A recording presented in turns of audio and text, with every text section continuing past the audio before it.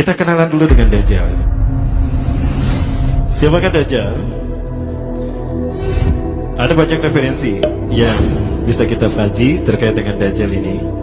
Kalau terkait dengan kitab, saya lebih senang membaca kitab Syarah Muslim karya Syekh Imam Nawawi. Kemudian juga ada kitab-kitab yang lain seperti kitab Nihayatul Alam fil Fitan wal Malahim karya Dr. Amir Muhammad Jamaluddin. Nah, siapakah Dajjal? Dia lahir di Samirah. Ya, semula saya bingung antara Samirah dan Samarra. Kalau Samarra ini ada di Irak. Jadi ada Samarra yang dekat dengan Baghdad, dia berada di wilayah Irak. Walaupun memang Irak ini termasuk tempat yang Rasul pernah sebutkan akan munculnya tanduk setan. Dan juga termasuk fitnah yang akan datang dari sana. Al-fitnah satakhruju min hahuna. Fitnah akan datang dari sana. Rasulullah mengurunya ke Irak. Nah, Irak yang dimaksudkan apakah Samarra? Sempat saya kaji juga. Namun pada akhirnya saya berpikir ternyata Samirah ini adalah Palestina. Dajjal ini lahir di Samirah dan dia diberi nama Samiri karena lahir di Samirah. Nah, kenapa disebut Samiri? Karena lahir di Samirah. Dia lahir 100 tahun sebelum Nabi Musa diutus. Ya. Dan Allah Subhanahu wa taala memberikan kelebihan kepadanya. Pertama, dia diberikan umur panjang. Yunzaru umrah, ya, yunzaru umrah ila yamsah, ila akhir zaman. Ya, dia ditangguhkan ajalnya sampai akhir zaman. Yang kedua, dia memiliki kecerdasan di atas akal jenius rata-rata umat manusia. Jadi sejenius apapun umat manusia yang normal, dia 60 tahun di atasnya. Sehingga penemuan-penemuannya, kecanggihan berpikirnya, ya, kedewasaannya jauh di atas manusia rata-rata manusia normal. Yang ketiga, dia memiliki kemampuan sihir yang luar biasa. Apapun sihir yang selama ini kita saksikan, tidak ada yang mampu mengalahkan sihir dia. Ya. Sehingga saking luar biasa sihir yang dia miliki, seolah-olah orang mengenalnya selevel dengan Tuhan. Karena apapun yang semestinya menjadi perbuatan Tuhan, Dajjal bisa melakukannya. Inilah saking hebatnya sihir Dajjal. Samiri ini bisa melakukan apapun yang dia inginkan. Nah, nasab kelahirannya adalah nasab yang aneh para Allah. Ya, dia lahir dari termasuk Bani Israel. Ya, Bani Israel ini keturunan Nabi Yakub. Yakub itu gelarnya Israel. Keturunannya disebut Bani Israel. Dari Yehuda. Yehuda ini adalah anak laki-laki dari istri pertama Nabi Yakub alaihissalam. Nabi Yakub istrinya 4. Yang pertama bernama Ya'la. Dari Ya'la ini melahirkan 6 orang. Salah satunya bernama Yehuda dan Lewi. Lewi melahirkan Nabi Musa alaihissalam. Yehuda melahirkan bangsa yang kita kenal Yahudi. Salah satunya Yehuda ini melahirkan generasi yang pada akhirnya melahirkan Samiri. Ya. Kalau Rahil, istri yang kedua, dan ini istri yang paling dicintai oleh Nabi Yakub, melahirkan 2 anak, Bunyamin dan Nabi Yusuf. Nabi Yusuf dan Bunyamin. Yang lainnya juga sama melahirkan 2 anak. Kahit dari Ya'la melahirkan 2 anak, Dam dan Naftali. Ya, anak tertua dari Nabi Yakub dari istri pertama bernama Robin. Ya, apakah Robin Hood? Saya tidak tahu. Yang penting hampir sama namanya Robin. Nah, dari Yehuda inilah lahir Samiri. Nah, ayah dan ibunya, kakek dan nenek Samiri ini adalah para penyembah berhala. Karena Samirah saat itu terkenal penyembah berhala. Ayahnya ini lahir dari proses perzinahan adik dan kakak, incest. Adik dan kakak berzina, lahir ayahnya. Adik dan kakak berzina, lahir ibunya.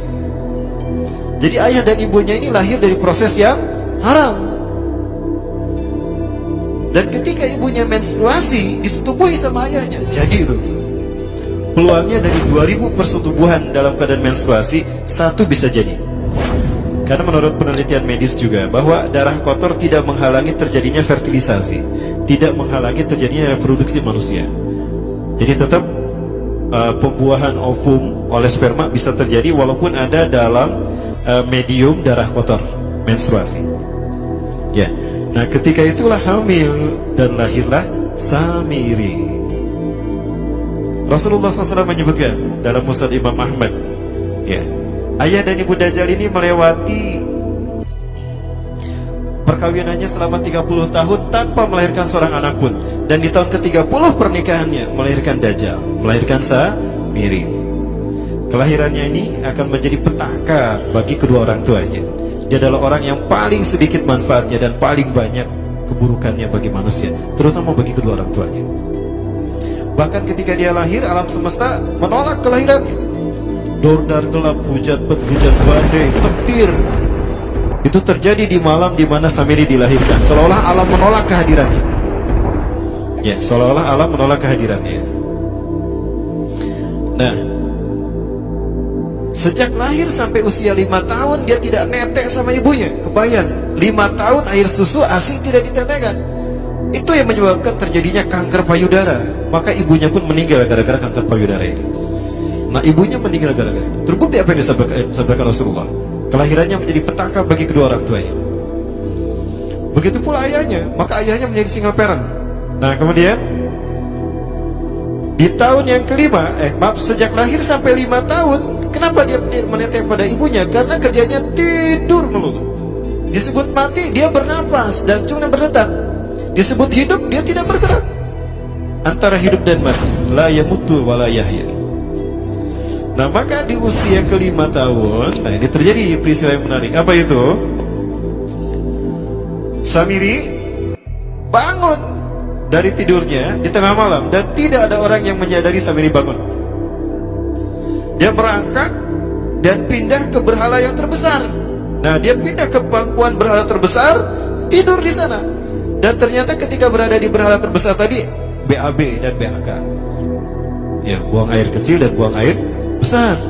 Besoknya itu adalah hari pemujaan kepada dewa-dewa mereka, bangsa Samirah. Apa yang terjadi?